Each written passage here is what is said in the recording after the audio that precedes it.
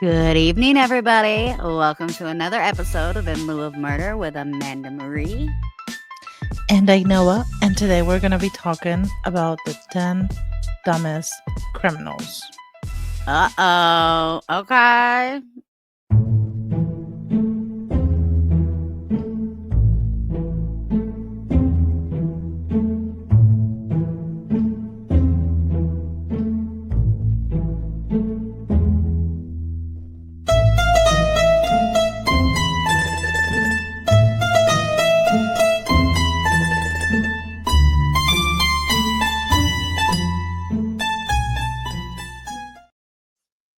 Okay, so are you ready? Yep. We're going to start in 2014 in Omaha, Nebraska. Okay. A 17-year-old, his name, which I'm going to butcher, Maganga, is Mganga. MGA. Mganga. That's not really a name. That is the name. Maganiga. Maganiga. Maganga. Magma. Oh, I don't know. Anyways, he's 17, 2 weeks fresh out of jail. He's been in Okay. jail for robbery, right? And he runs up to Miss Peters while she's taking her 13-year-old kid to school, her son to school at 7 a.m. in the morning, right? I'm not I'm not awake yet at 7 a.m. in the morning, much Me less to either. rob anyone.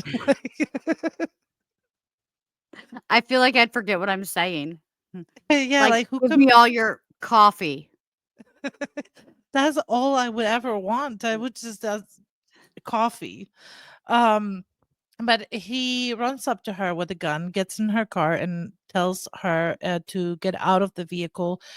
Both her and her son step out, right? And then he attempts to leave. Um the people outside start seeing that the windshield wipers are going off, the lights are coming on and off. Because this man, this car was a stick shift. He was trying to figure out how to drive it. Oh, that's too funny. He only made it like a he only made it like a maybe like I don't know 20 feet, just clunking, just Same, same. I'm not I'm not good with a eventually. manual either, but I wouldn't try to steal one. I mean, he didn't know it was a stick shift, but still, he he attempted to run off with it. Unfortunately, he couldn't. He gave up after like 10 minutes or so, and ran away on foot. The police did catch him, and back to jail he went. Could you So, imagine explaining that to your cellmate? "What happened?" "Oh, man, I stole a car." "Oh, how'd you get caught?" "Well, I mean, I stole a manual car." the people there said somehow he managed to get up like, on the sidewalk. I don't know exactly. Apparently, there's a video of this happening. So you guys can Yeah, go look Google it, into it, man. go look into His it. name shouldn't be hard to find. I don't know how many Managnas there are. Managna, Mganga, from Omaha, Nebraska, and again, this happened in 2014. Okay, so that's number one, right? Okay. Well, we're Number off to a good start for dumbasses. I know how I think if you would have maybe not done it at 7 AM, I mean, Maybe he would've gotten in the car and been like, "Hey, never mind. Like, 'cause yeah. this is a manual and I don't know how to drive them." You know? So, I think it's funny that he started off with, like, the windshield wipers and stuff because that sounds like a me move. Like, that's what about the windshield wipers would make you think that you can ooh, I know why. Okay, so you know how some pickup trucks have it on this yeah, but some pickup trucks have it on the here, like, I don't know, I know you can't see You it, but grab it and you so it's not just pickup trucks. The Ford Taurus used to have the same thing. Oh, on the where your really? drive and all that was right behind the steering wheel. Steering wheel. I think that's why he was turning on the windshield wipers and the lights.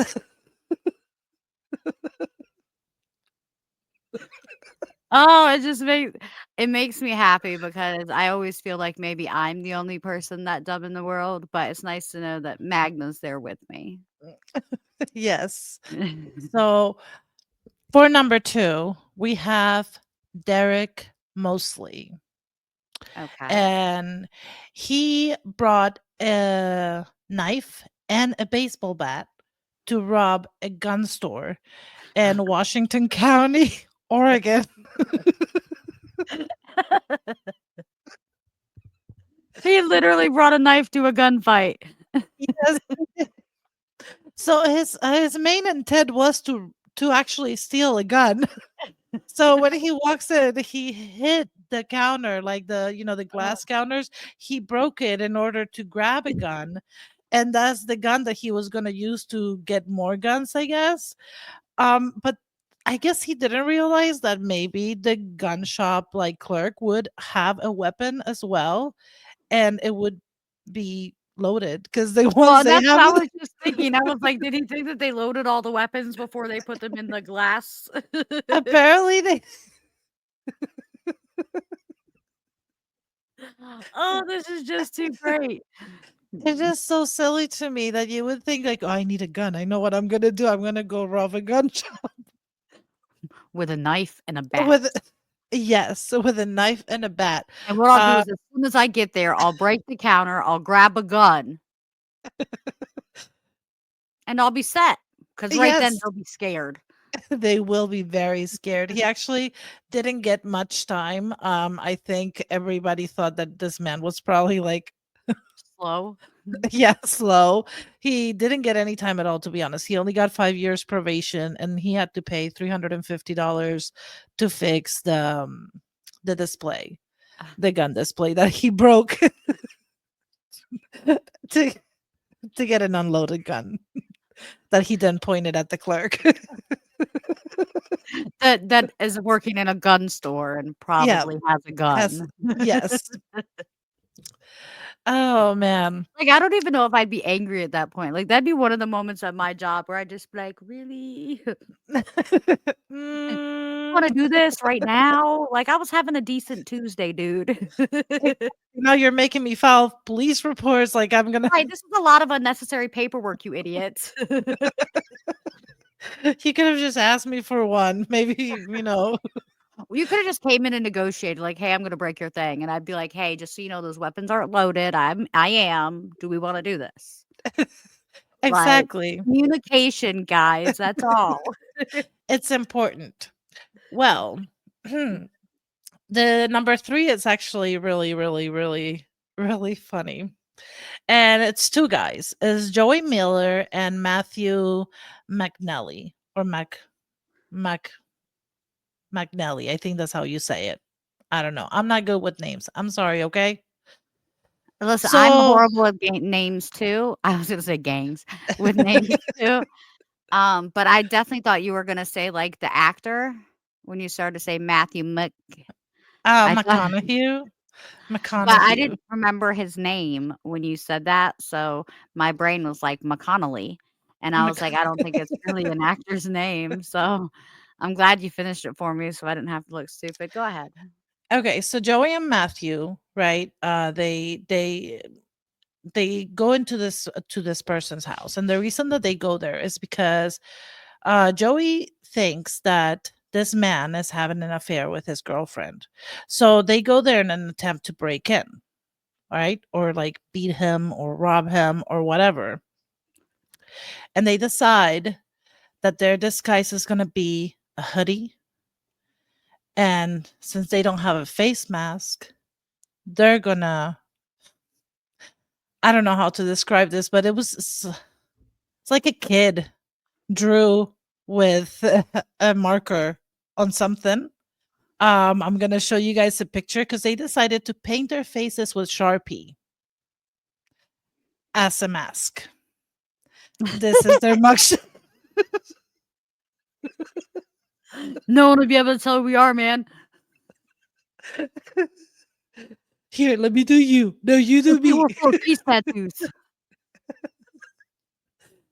So they got to the house and they actually never even went in, but the police was called. So they started looking for them, and witnesses gave a description of what they look like, which was kind of unmistakable. And when the police stopped them in their car, um, I mean, they couldn't tell, like, I they really couldn't wanna say hear the eyewitness statement, like, it no, wasn't he me. was 5'6", white guy with a, I don't know, like, marker on his face. So this is what they look like when the police stopped them. You can see that they tried to rub off the Sharpie. I guess they didn't realize how permanent marker is. And they thought they could just write on their face and then take it off. Listen, I Um, also wanna point out that, like, if you look at the guy on the left on the screen, it looks like his friend drew almost a perfect circle around his eye, like, maybe he used, like, glasses or something, but then the other guy drew on the thinner face guy, right above his eye, some weird thing that looks like, I don't know, like a heart monitor number. See what it looks like to me. The one on the screen over here, what left is at the left. If you look at it, it kind of looks like it has cat ears. It does. So I don't know if It was gonna be Catwoman. Catman. And I don't know what the other one's supposed to be honest with you. Um, but they actually didn't get any jail time because the judge dismissed the case, considering they didn't actually go into the house. I think this is punishment enough. The fact that this is this picture is gonna be on the internet for the rest of their lives is is Perfect. punishment enough. Yeah, it's perfect. And let me change this back to there we go. All right. So back to these criminals. Number 4 is James Blankship. Now, James Blankship from Willoughby, Ohio. One morning in June of 2013, he decides that he's going to break into his mama's house, right? He's going to break and he's going to rob her. And the police gets called. He hides in like crawl space because he's like scared, right?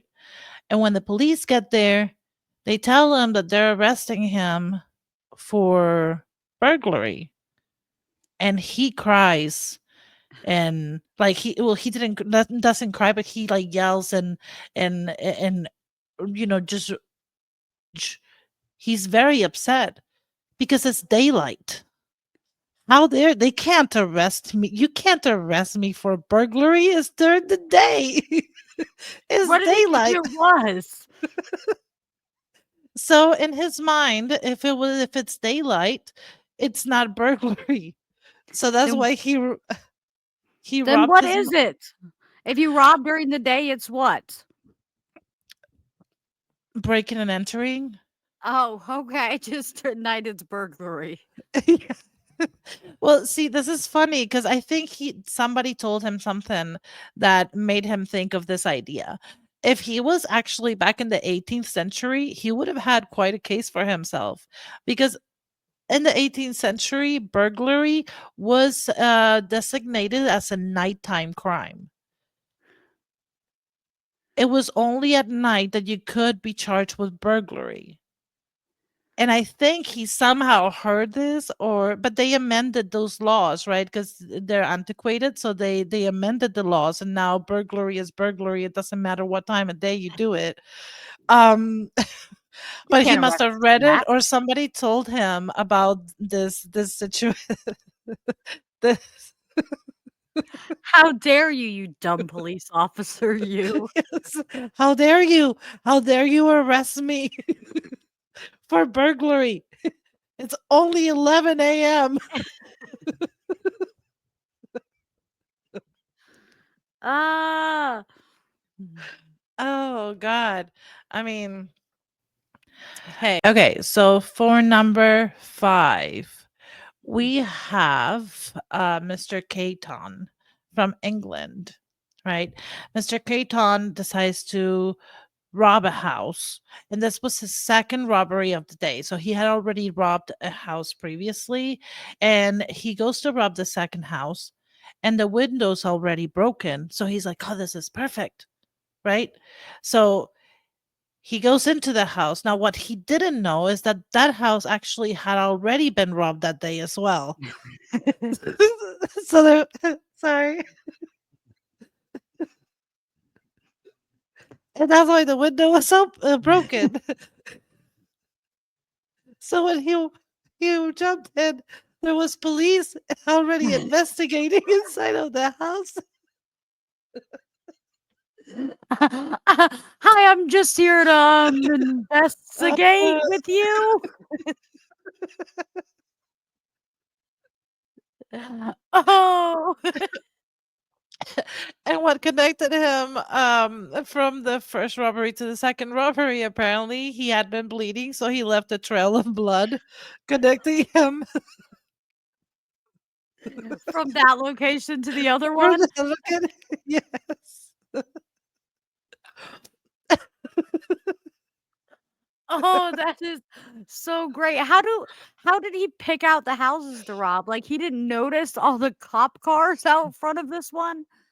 So he's I just guess walking through not. backyards and was like, "Ooh, open window." Yes. Oh, this is perfect. The window's already broken for me. That had to be an awkward moment as he stood up from getting in the window with 2 police officers staring at him. He told the Hello?" police that he was robbing the house because he wanted to buy presents for his elderly parents for Christmas. But it was disclosed later on that he was a heroin addict. His own lawyer described him as pathetic. Um, You can't really what else can you say in that situation? Like, "Here's my client, I know they broke in a house, the police already at it, but they're not guilty." oh, this is like one of those things that you only really see happening like in movies or TV shows. Oh. It would be my luck though, like, if times were ever hard for me and I decided to break in a house, it would be like that house, or it'd be like a house of an FBI agent who's currently having an FBI agent meeting in his kitchen or something Like like that, because that's just how my life works, so I mean, I don't know, but I feel like if he when he saw the window broken, he probably should have thought, "Hmm, yeah, let me at least maybe" look in before I jump in. m exactly. But nope. Yeah, so it wasn't a lucky day for him, to say the least. I'm pretty sure he spent Christmas in jail. But, on to number 6, I think, right? Yes. Okay, number 6, we have Ruben Zarate of Chicago, Illinois. Masked and armed, he goes into a muffler shop to to rob them. And the manager that's working there, he's like, "Hey, I ain't got no money. Like, I don't have a lot of money in the register. The owner's gonna come back later. Just give me your number, and whenever he comes back, I'll give you a call, and you can just come back and maybe like split it with me." And he's a Tarat is a kid. Like he's a teenager. He's not a kid. He's a teenager. So he's like, "Cool. But if you don't call me, I'm gonna come back and kill you." He's like, "No, no, no. I'll call you." So Tarate leaves. This man calls, obviously, the police. Seen that coming. So the police set up like the one of them is pretending like he's changing oil. They set up around the shop, and so the manager calls and he's like, "Hey, the owner's here. He has the combination to the safe. You can just pop by." So around noon, Mr. Zarate decides to go back into the gun shop. I mean, the muffler shop, sorry. And immediately, actually, he comes in with a gun and the police shoot at him. Not life-threatening injuries or anything like that. But the police actually did not announce themselves. He's obviously Mr. Tarat is dumb as hell. Like, why would you leave your number? Who does that? Like, yeah, Sure, sure, man. call me Call me. later. Just call me. But this man had the audacity to actually sue the city of Chicago because the police did not announce themselves before they started shooting. Li Listen, I also wanna just point this out, y'all. I know if he was in Chicago, Illinois, right? That's where you Mhm. said this was? Yep, Chicago. So, of all the places there, you looked at a muffler shop and you said, "I bet they have the best amount of money in that shop. I should rob them." I mean, Imma be honest with you, like, Hey, body listen, I've shops and stuff like decided, that. should the moment ever come, that's what I'm gonna do. If I'm ever getting robbed, I'm just gonna be like, "Listen, there ain't a bunch of money here right now, but the owner comes at, like, 1. You want me to shoot you a text when he's on the way?" Exactly. I mean, that has to be that's, like, some really smart, quick thinking That was on really behalf of fast the thinking. manager. It really was I'm slightly impressed. I'm a little saddened by how dumb the perp was, to be like, "Sure, here's my number." Number. So call me maybe. Right. Oh god. Oh, that's hilarious. Oh. Well, on to the next one, and this one, to be honest with you, I he is dumb, but you gotta give him some credit, and maybe you'll agree with me, okay? Okay. So this is Albert Bailey, and this happened in Fairfield, Connecticut in 2010, right? Albert Bailey and his accomplice, he was a minor. He's 16 years old, so he wasn't named. Um, they went to rob a bank, right? And so Mr. Bailey, he's like, dun, dun, dun, dun, dun, dun, ring. Yes, hello. I'm going to rob you. So please get the money ready so that it doesn't take a lot of time. I'm going to be there in 20 minutes and we're not afraid to take hostages or create a bloodbath. Okay? Right? And That was really polite of him. yes, he's like he wanted everything to be efficient. So he called him ahead of time. He was like, "Hey, get shit ready. I'm coming. "I'll be there in 20 minutes, I'll be not there a in minute 20." sooner." And the bank person that answered the phone, they were like, "Well, I'm just gonna call the police." And he's like, "If you do that, well, I'll know because I have police scanners." And I mean, they hung up. The bank obviously called the police. The police And didn't put it on the scanners. and they went to lock the door. Now, here's where we got to give them some credit. What they didn't know is that when they locked the door, they locked themselves in with the robber because his 16-year-old cousin, the accomplice, was already in the bank with a Ah. briefcase. And so the 16-year-old cousin puts the briefcase, doesn't say a word because they already knew they had been called and forewarned that they were going to be robbed. The 16-year-old cousin doesn't actually say shit. He just puts the briefcase on the counter. The teller actually puts money in the briefcase. And I guess it took the police some time to get there because he had time to get the money and get out of the bank, and they caught him getting into his cousin's car. They did actually have a police scanner, but I don't Oh, know, he like, didn't this lie to them. he didn't, and I don't know if the way that he did it, like, Bailey, was a way to both protect himself and maybe his cousin as well, because if you think about it, the cousin didn't actually say anything. All he did was put a Right. briefcase on a counter. Which and means by law, he can technically only be given 10 years. yeah, no, he didn't do anything. I mean, and not only that, but the cousin could technically say that I was being persuaded, and he's only 16. So, and the fact that his record is sealed, it kind of tells me that he probably didn't get much time. He probably got juvie for maybe a couple years, and that's it. Now, um, Mr. Bailey, he actually had been released recently from another People's Bank robbery in Connecticut. And when he was arrested, he said that somebody put a bomb on him and told him that if he didn't rob the bank, that they would detonate it and kill him. And I don't know if you remember this, but there was a case in Pennsylvania, I think it was.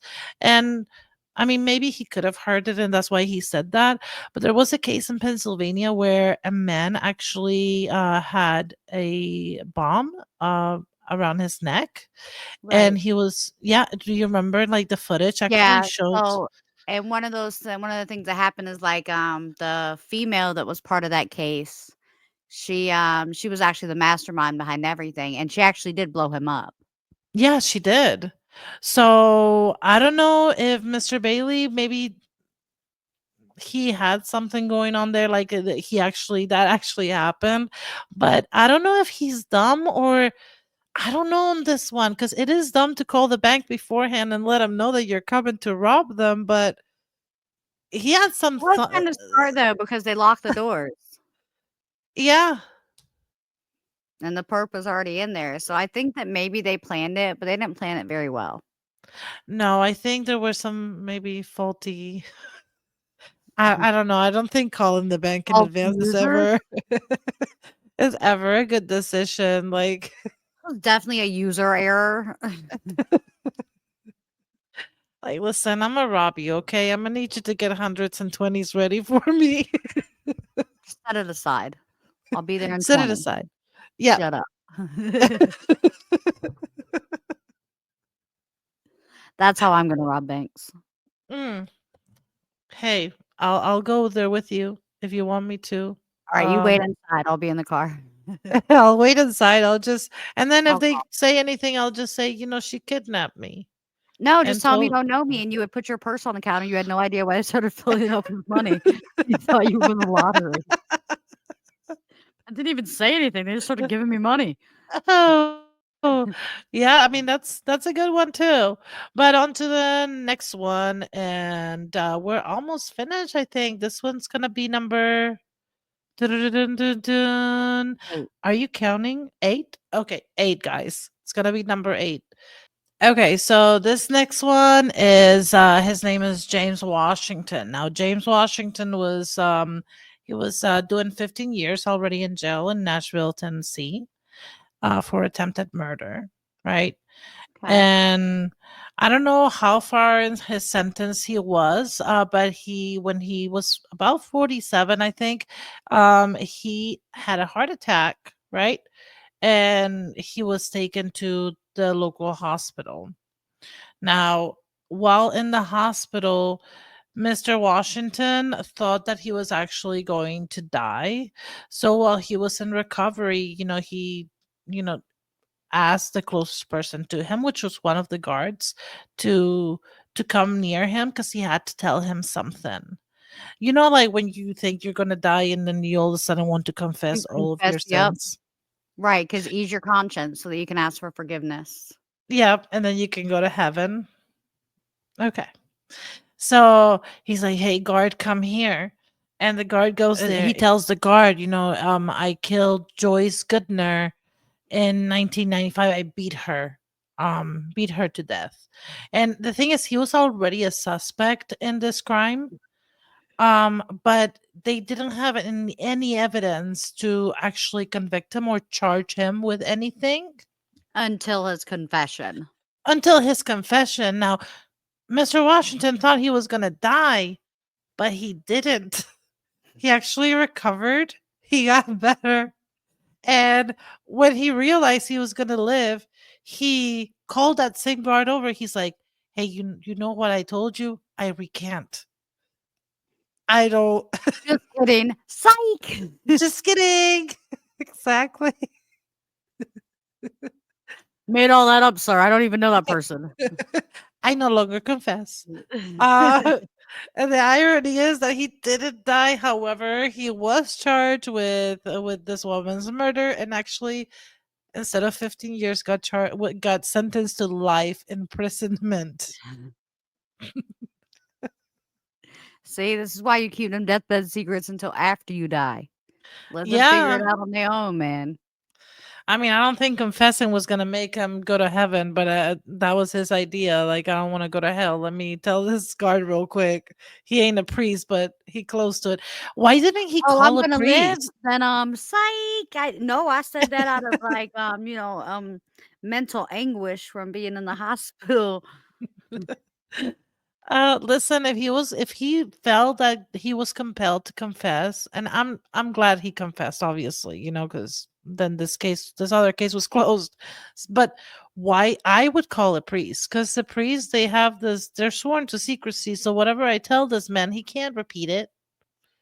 Listen, and if you wanna confess, then confess in your prayer. It never says that you have to confess to a certain individual. Just say you have to confess. Well, you have to confess to somebody, not just No, it never says a person. It never says that. It says you have to confess. Tell a rock. tell a rock. Rocks don't repeat things. He should have That's just why I sold like his them. IB bag, right? Just do like what is it, Tom Hanks and Castaway, Oh, get you a draw a little volleyball? face. Yeah, no, the volleyball, he could have just drawn a face on the on the IB bag and And just been named like, "Hey, him. let me tell you something." Let me tell you something. IB. Oh, that could have been the name. Let me tell you something, IB. I killed a woman back in 1995. There you go. Don't tell anybody. Yep. And then once you realized you were gonna live, you could look at the Ivy bag and gone, "Psych, just kidding, April Fools." Oh, okay. We're almost to the end. So this next one's going to be number 9. Do-do-do. We have 3 drug thieves. Their names are Waldo Soroa, 19, Matrix Andaluz, 18, and Jose David Marrero, 19. They were arrested on December 15th in Silver Springs, Florida, after attempting to after they went into a home and robbed it and its contents. They grabbed some electronics, they grabbed some bags of what they thought was cocaine, right? And they got home and snorted it. You know what it was, Amanda? What? It was the ashes of her husband and their 2 Great Danes.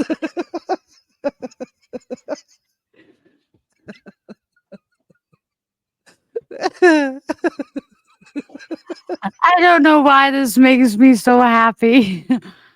Oh, but how did this get figured out? Well, they caught them and I mean, they caught them. I don't know how they followed the Marion County police officers. They conducted an investigation. They found them. They also found that after they found out that it was in fact ashes and not cocaine, they did dispose of the bags. Um, I don't Man, that would creep me out too, cause now I just snorted this old man and his 2 That old dogs. man is gonna haunt them for the rest of their Yes, lives, just in their body haunting them in their body. forever. Can you imagine, like Listen, how do never people have get I beat up ever. in jail for stupid charges?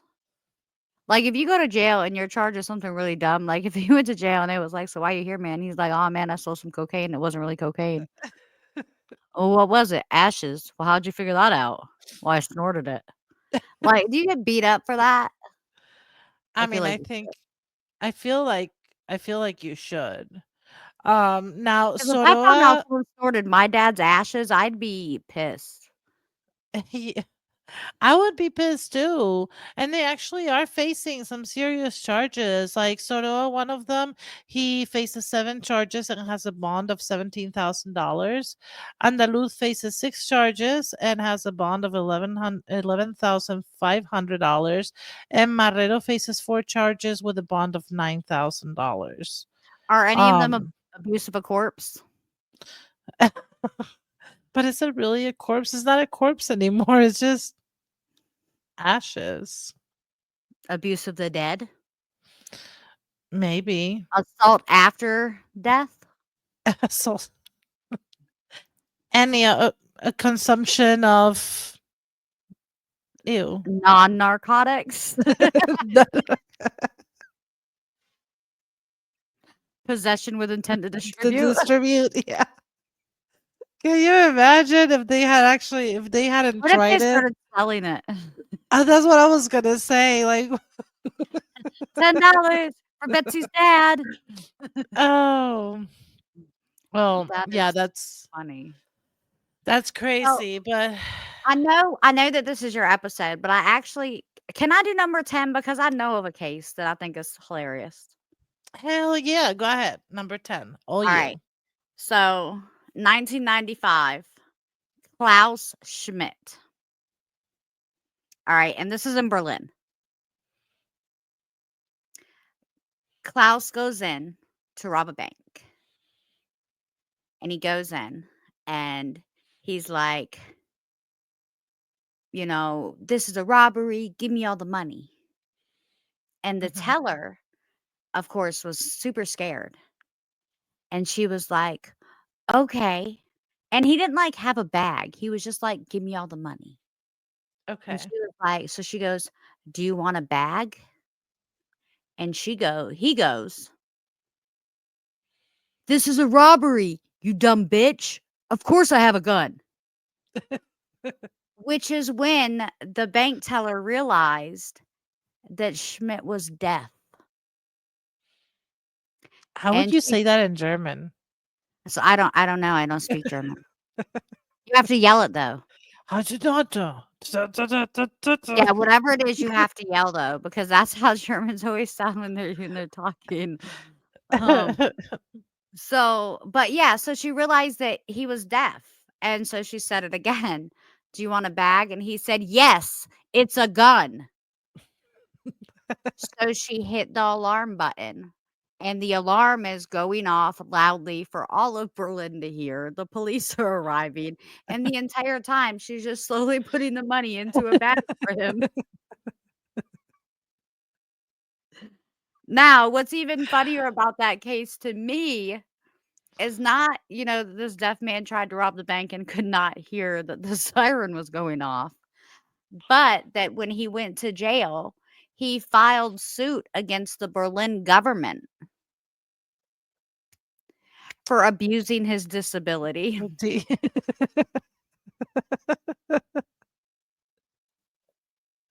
Oh, wow. I mean, How dare you trick me?